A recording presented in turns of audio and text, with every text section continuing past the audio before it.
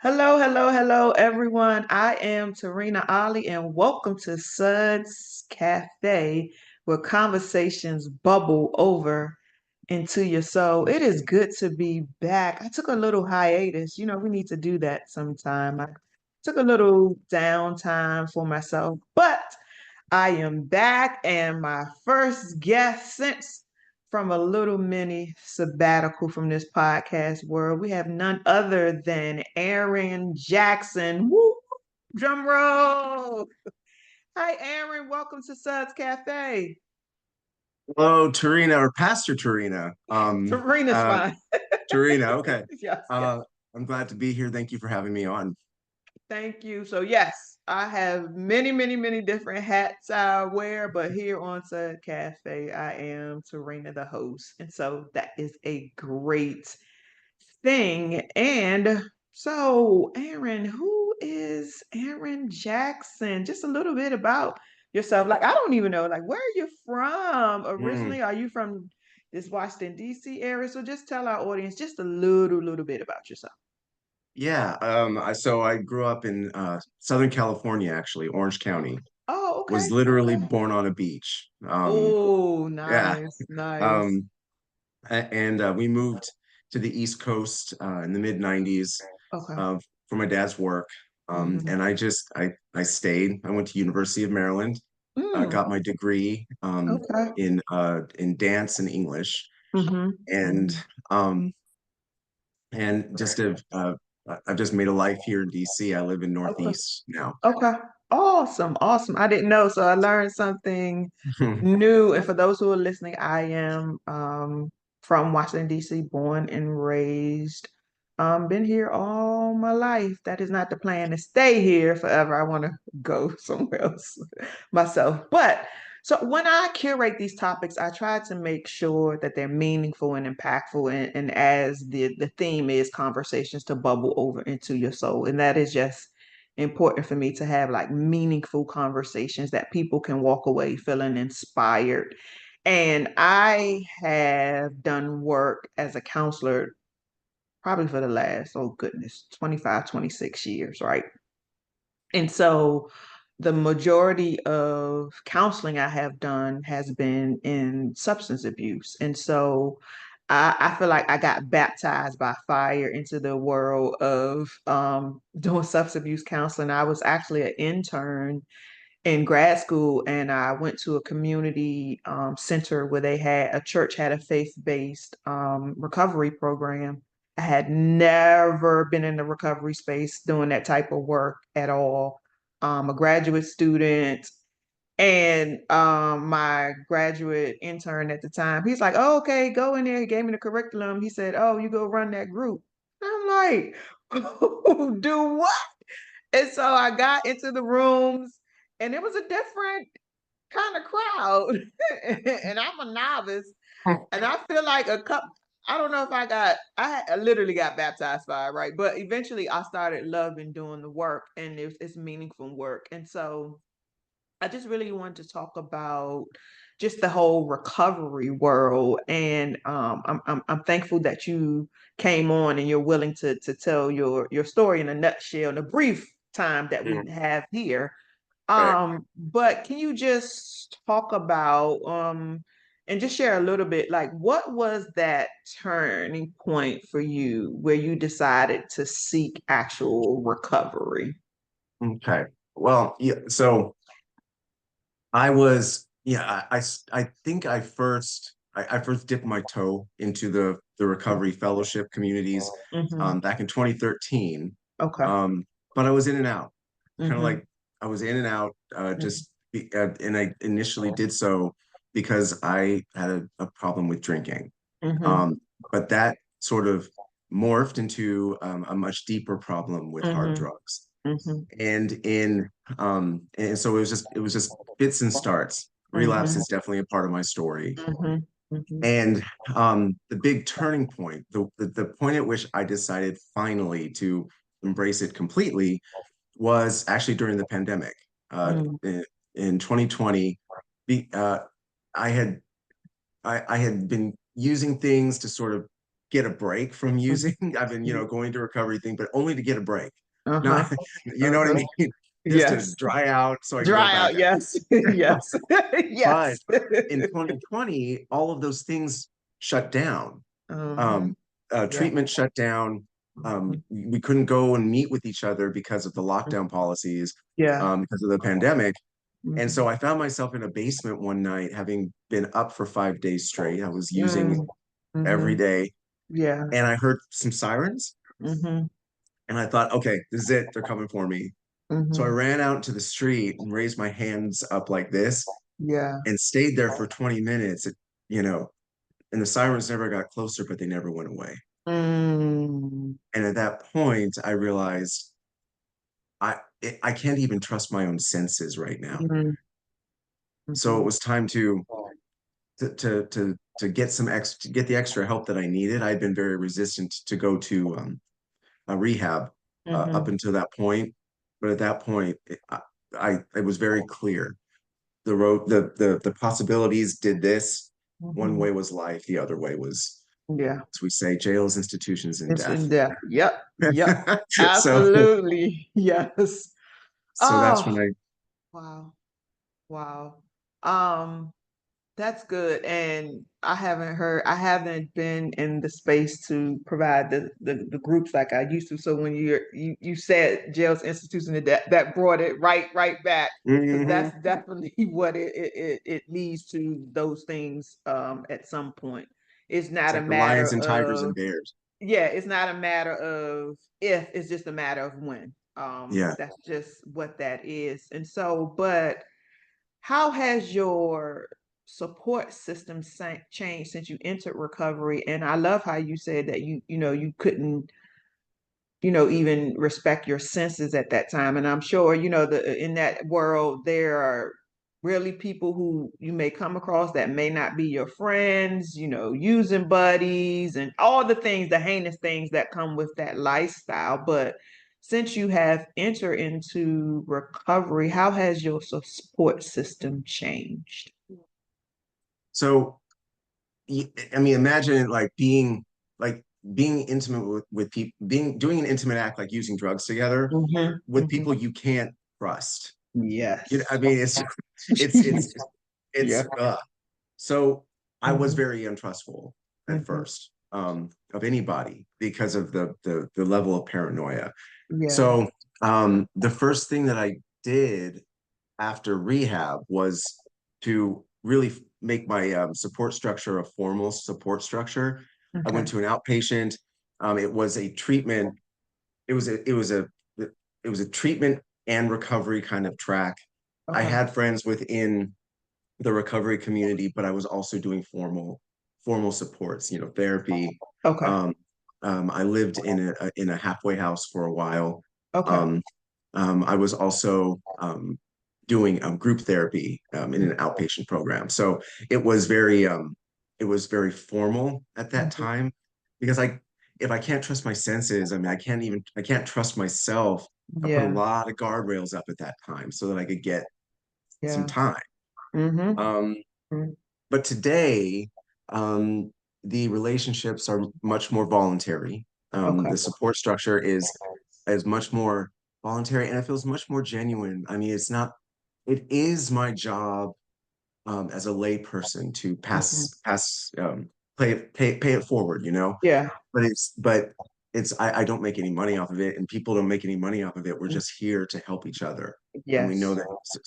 So it's less formal, Yeah.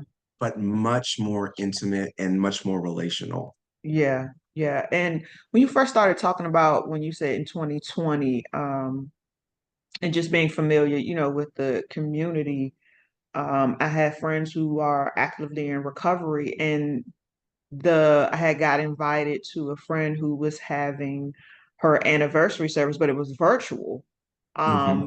because of, the pandemic. And I was concerned also because then I was like, how are people who are used to going to meetings, how are they going to stay in their fellowship and stay connected with that needed support system, right? Because it's one day at a time, as you know, right, in this Yeah. recovery world and recovery space. And I was in the space not because of active addictions that I did personally, but growing up in those environments, being impacted, by Hmm. people who use drugs and alcohols and all other kinds of, illicit substances, who was recovering from a number of different things. But that support in the rooms, in the community, whether starting out like you talked about in the treatment centers, and putting some safeguards around yourself, so like you said, so you can get some time underneath of your belt. But what coping strategies have you found most effective, like, just really thinking about it and maintaining your sobriety? Well, so I am an avid supporter of the formal therapy, Okay. but but for a period of time. The Yeah. treatment is temporary, but the Mm-hmm. recovery aspect of it is forever. Forever. But Yeah. I think that if you're in a state where you just can't control your impulses no matter how Mm-hmm. much you want to, the Yeah. formal stuff is definitely a necessary Yeah. piece. Mm-hmm. Informally, though, I brought props just real Okay, quick. please, Okay, just please, real quick. please. All right. So when I got out of rehab, well, I started journaling when I got out of rehab, or sorry, Mm, when I was in rehab. Okay. mm-hmm, And and here's the thing. I never I never went, I discovered that I never would be like, you know what, I'm having a fantastic day. mm-hmm, Let me blow it up. It was mm-hmm, always I'd have a thought mm-hmm, that would then force me to start like not feeling good or not feeling mm-hmm. comfortable with the thought, because even the good thoughts or even the good feelings were Yeah. uncomfortable from time to time, right? And you become Mm-hmm, so used to living in that space. I had to look at my thoughts. So when I got out of recovery, or I mm-hmm. got out of rehab, I started to journal. I just Oh, journaled and journaled and oh, journaled and wow. journaled. Wow. This is a big thick journal. um I got this one here that I Mm, also filled up, mm, and I've got three more that are just begging for me mm. to finish them up. Yes, you are. Um, Mm-hmm, and the reason why the journaling works so well for me mm-hmm. is the thoughts sort of swirl here and Yep. then they'll stab me, but they'll go away Yes. without putting Yes. themselves to account. Mm-hmm. These journals force the thoughts down my arm. It's a Yep. gauntlet into the Yep. pen and onto the page that they want expression. Yep. And at that point, I can look at them and say, this is nuts, or Mm-hmm. Mm-hmm. there is something here, Yeah. so I can, it's, I mean, it's an esoteric way to think about it, but it's been Mm-hmm. really effective for me. Yeah. Also, the accountability of being in relationship with other people who are Yeah. also struggling this way. Yes. Um, because as much as I want to be able to explain it to loved ones who don't struggle, I can Mm-hmm. explain it up to an extent, but it it's so much more powerful to Yeah. be in community with people who Yeah. also understand what you're going through. Understand it. Yes. So because they can speak into, they can see what's going Mm-hmm. on in a way I can't see, and Yeah. vice versa. Mm-hmm. That's the magic of that kind of the recovery community. Yeah. And addictions is a disease of the brain, and it's a feelings disease, right? Yeah.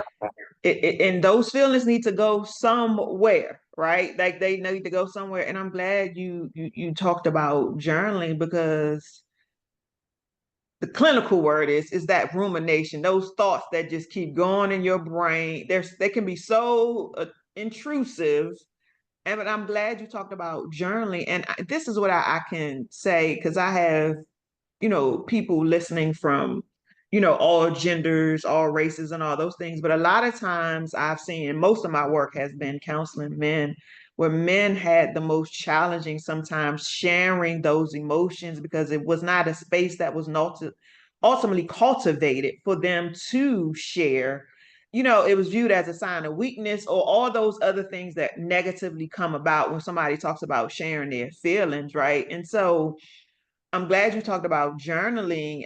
Those books are I like the covers of the books too, Mhm. but having the No, of course, space, I yeah, have to have a nice look. yes, that nice looking, right? I was like, oh, that's pretty cool. But it's just so important, because a lot of people, they've used those feelings that they have, and not having a healthy, let me say, outlet to let those feelings out, or also people that they can trust to be around without judgment to say, hey, I'm feeling about this, or I'm feeling a way about this. And I do think it's important to be in those communities where people really kind of understand, because sometimes people just don't get it, and you have to be, I think, in the room, especially with recovery, with people who understand the language, who understand the experiences. And even though, like I said, I understand recovery just in so many different ways. I understand feelings, I understand outlets, because if we continue to hold that stuff in, it's going to come out in some kind of way. Mhm. Period. End of discussion. Right? No kidding. It's yeah, Right. yeah. It's like I was told in therapy one time that I was a pressure cooker with no release valve, Mm. and that I played the best little boy in the world, while Hmm. underneath me there was all this roiling stuff that I couldn't even tell Yes. you what it was. Yeah. And then every once in a while, pop, Pop. Yep. And the you know. cycle happens year after year after year after year after year. But I'm curious, like you going through, because it's a day-to-day process though, but in what ways has your perspective on life shifted by entering into the recovery journey? Like, how do you see things differently? This is a big question. Mm, Big question. Um, you know, I used to I, at the beginning when but right before I went into treatment mm-hmm. in 2020, I was very resentful of everybody. I felt abandoned. I felt all this stuff. We were all going through that during that time. We were all Yeah. going through it. Yes. But Yeah. but I was resentful that they took all my like they took it all away from me. They took all the stuff that I needed to recover away from me, and I wasn't really serious about it. Mm-hmm. Um, one of the big shifts though is that just because something becomes harder to do, Mm-hmm. that does not absolve me of my responsibility to doing Mm, it. I that's am still good. responsible for it. I That's good. still I don't I don't get to say, and that's being an adult, Mm-hmm. um Mm-hmm. I don't get to say, well, just forget it. It's Yeah. too hard. Yeah. We're here to do hard work. Hard Like that's work. what we're here to do. Mm-hmm. Another way, um, it's it's my perspective on my creator, to be Mm-hmm. honest with you. Mm-hmm. Mm-hmm. Before, and I confronted this during my treatment time, and it was kind of painful to do so. I Mm-hmm. had developed in my own mind this sense that God was not, um, that God created me simply to pour his wrath out on me. Mm, mm, And that the tent of the people who were good with him hmm. was big, and I was not in it. Got it. Got it. Got it. So Mm-hmm. um so now the perspective that I've developed is that, this is my mantra. Mm-hmm. God has my back. God's in my corner. God Mm-hmm. loves me and wants to bless me. Mm-hmm. And that is why I have to stay sober. Mm, that's good. Ah, that's good, Aaron. I had a therapy session one time, and you start talking about, like, we as adults, right? We have to be able to learn how to do hard things. Like it's just comes with adulthood. And you talked about creator, which I believe, I call him God, but um I had a therapy session, and I lost a child when I was 8 months pregnant, and 7 months, and I didn't understand it. I Mhm. and so by me growing up in church and believing in God and all the things, I didn't know how I was taught, like, you don't question God, or then it was the same thoughts, like, well, God, you could have stopped this if you wanted to, something must be wrong with me. Like those thoughts really went through my mind of, all those negative things. And I just didn't have the language to, because I was raised, you don't question God, right? His is his will for, and so I'm trying to reconcile my brain. Like it's just really not sitting well with me. And I didn't want to be like disrespectful, you know what I mean? And all those Yeah. kinds of things. And so my therapist, she said to me, and I'll never forget it, she says, Tarina, are you angry with God? And Aaron, I sat there quiet. Mm. All of a sudden, these tears, I mean, crocodile tears. And I just felt in that moment a release because I was angry. Like I was very angry. I didn't understand like why was this happening to me?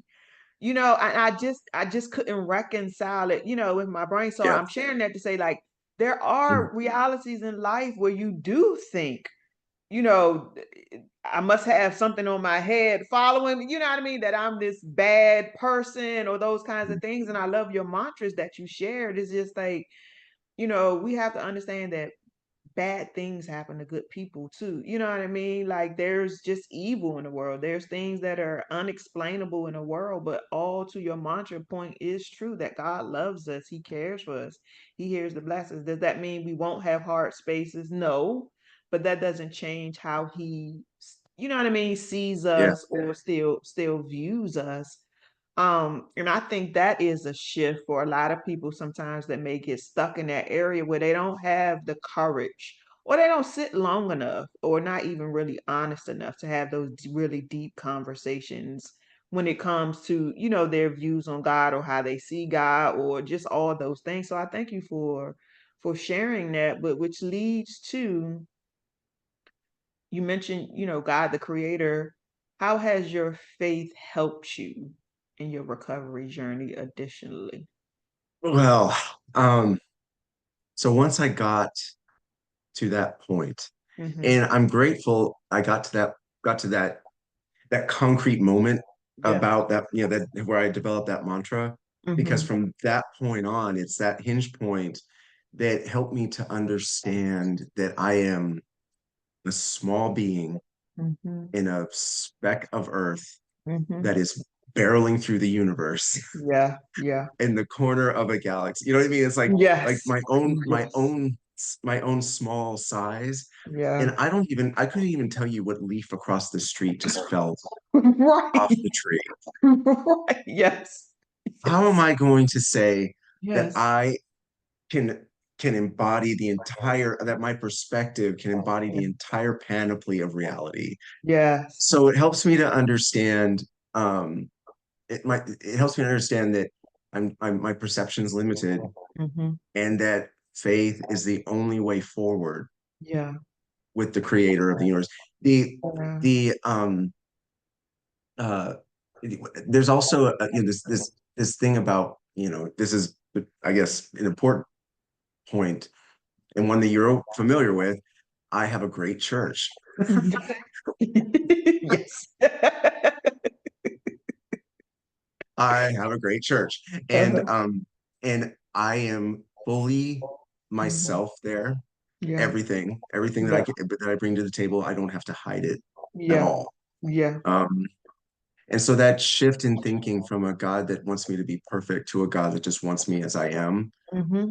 Mm-hmm. that grounds me in trying new things. Yeah. That grounds me in taking necessary and appropriate Yeah. risks. Yeah. Yeah. Absolutely. Not the old kind of risk. Not exactly right. Difference was safe. Yes. Healthy for your Um, life. Yes. Yes. yeah, yeah. Um, but it gives me courage and it relaxes me. Mhm.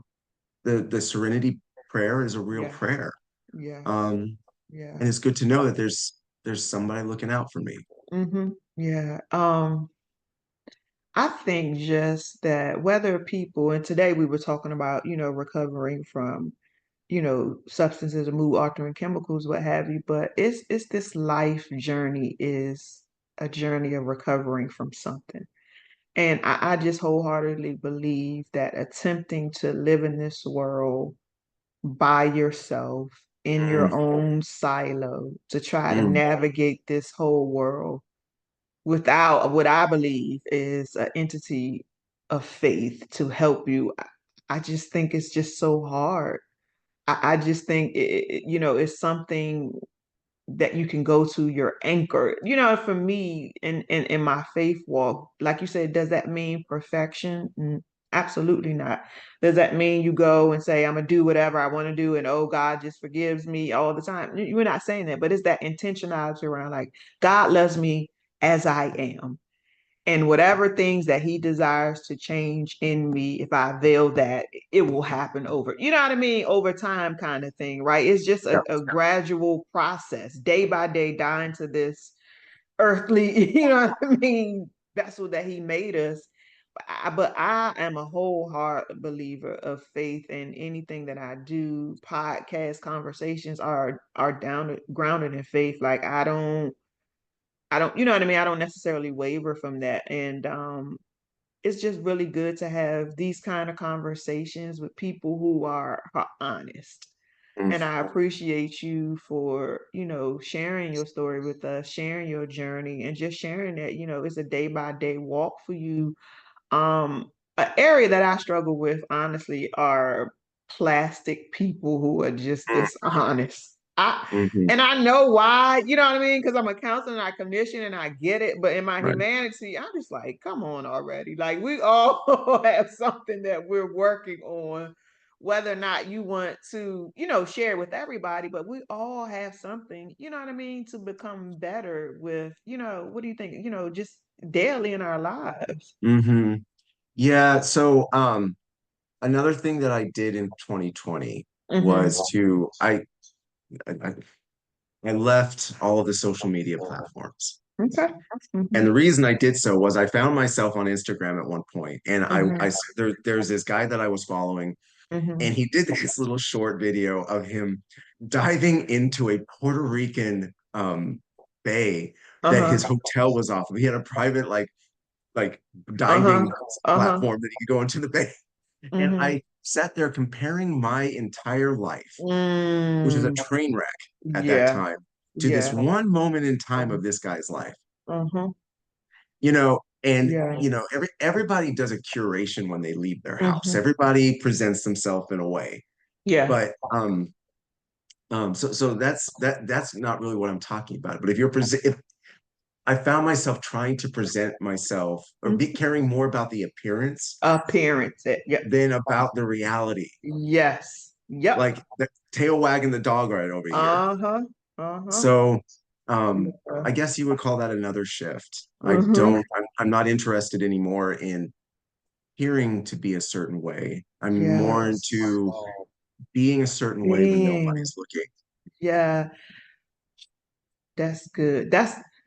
We'll have to have a part two about that because it is that thing of, and I get it. If you're not careful, we can easily try to compare our lives to a snapshot of what a person on social media, you know what I mean, just shows us. And I'm glad that you put a parameter or a boundary around that works for you. For other people, they may not make that decision, Yeah. right? But in this life of recovery or whatever it is, you have to put parameters around what works for you. And everything is Mm, different for everybody. Like some other people, it may not be the issue, but if that is what you need to keep you on that path, yeah. bravo. You know what I mean? Because we all need just different things in our world to help sustain us.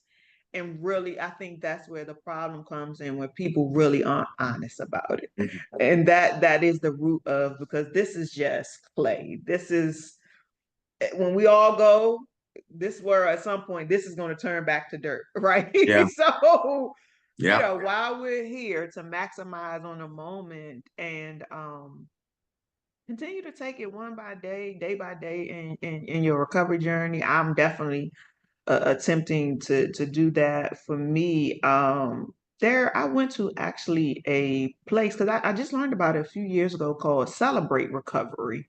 Hmm. And I had never heard of it. I was like, really? Because I was trying to find a place that wasn't just like substance abuse based only, but place that wherever it is addictions, hangups, habits, all those kinds of things. And that really was had been some great support additionally for me as well, to deal with just life on life terms as they call it. But whoever's listening today, as we're wrapping up here, I just will encourage you, as they say in the room sometimes, when you get sick and tired of being sick and tired, like literally, that's sometimes how it happens for people where there's the bottom as literally falling apart and there's nowhere else to go. But I would hope that someone who's listening, who may be even thinking about, should I enter, what I mean, into recovery, I would say give yourself a chance.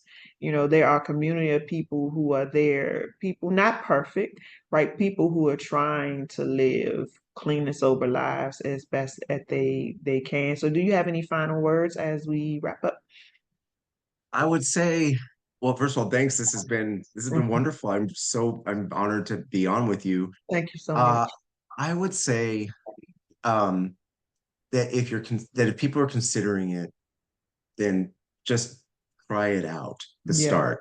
You don't yeah. got to recover all at once, and you don't go into recovery thinking, "Oh, I'm gonna get Yeah. an A at recovery." Yes. That's Yes. not what this is. Nope. There's a part Nope. of there's a part of the literature that says wear your recovery like a loose garment. Yeah. Um, Yeah. that we and what that means to me is that we can't dogmatism in recovery has never Mhm. worked for me. Yeah. Um, uh, Doing what's right for you and exploring the issues that you're going through, it's a tough process and it's not going to Yeah. happen all at once. Mm-mm. Nope. So be patient and gentle with yourself. And also, fellow travelers, get to know them. Yes. They may say something and see something in you that you're not Yeah. able to see, good Yep. and bad. Mhm. So take out the good here. Yep. Anyway, Good and bad. Yes.